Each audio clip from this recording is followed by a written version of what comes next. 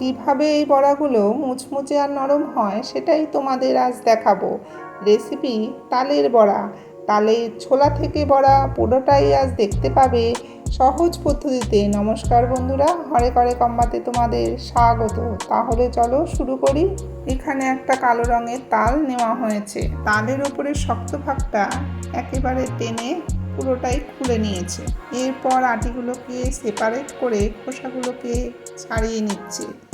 তালগুলো যদি বেশি পাকা হয় তাহলে খোসাগুলো ছাড়াতে কবজির জোর বেশি লাগে না।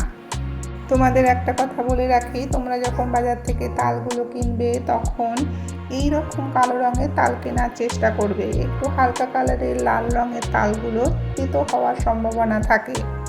তালের খোসা ছাড়ানো হয়ে গেছে, এবার আটিগুলোকে বাড়ি মেরে মেরে নরম করা হচ্ছে। তাল থেকে পাল্পটা বের করতে একটু কসরত করতে হয় বটে, তবে এত সুন্দর একটা খাবার খাওয়ার জন্য একটু খাটুনি খাটাই যায়। এবার সামান্য জল ছিটিয়ে ভালো করে আটিগুলোকে কষলে নিচ্ছে, তাতে আটিগুলো আরও নরম হয়ে যাবে। এতে পাল্পটা খুব সুন্দরভাবে বেরিয়ে আসবে। আটিগুলো ভালো করে কষলানো হয়ে গেছে, এবার চলো পরের ধাপে। এখানে একটা প্লাস্টিকের ঝুড়িতে তালটা ঘষছে। নানা পদ্ধতিতে কিন্তু তালের পাল্প বের করা যায়। দেখেছো কি সুন্দরভাবে তালের পাল্পটা বেরিয়ে এসছে? দেখে নিলে। এবার চলো পরের ধাপে। এবার কড়াইতে তালটাকে জাল দিয়ে নিচ্ছে। দিল 200 গ্রাম চিনি। কিছুক্ষণ জাল দিয়ে এর জলীয় ভাবটা কমিয়ে নিতে হবে। তালের বড়া খেতে তো খুবই ভালো লাগে, তবে তালের ক্ষীর খেতেও কিন্তু দারুণ লাগে।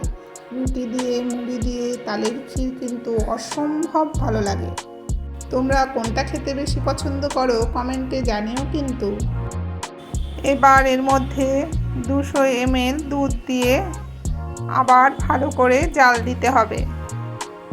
জাল দিয়ে দিয়ে ওকে ঘন ক্ষীর তৈরি করতে হবে। এইদিকে তালটা জাল হোক, অন্যদিকে নারকেলটা কোড়ানো হচ্ছে। চলো সেটা দেখি। এখানে মা একটা নারকেল কুড়িয়ে নিচ্ছে। নারকেলটা প্রায় কুড়ানো হয়ে গেছে। এবার নেক্সট স্টেপে চলো।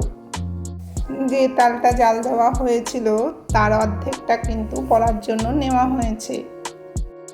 তালের ক্ষীরের উপরে নারকেল কোড়াটা দিয়ে দেওয়ার পরে মা আর একটু তালের ক্ষীর যোগ করলো। এবার দিল 200 গ্রাম চিনি।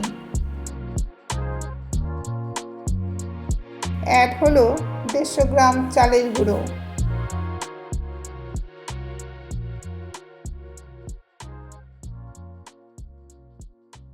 দিল 50 গ্রাম সুজি আর 150 গ্রাম ময়দা।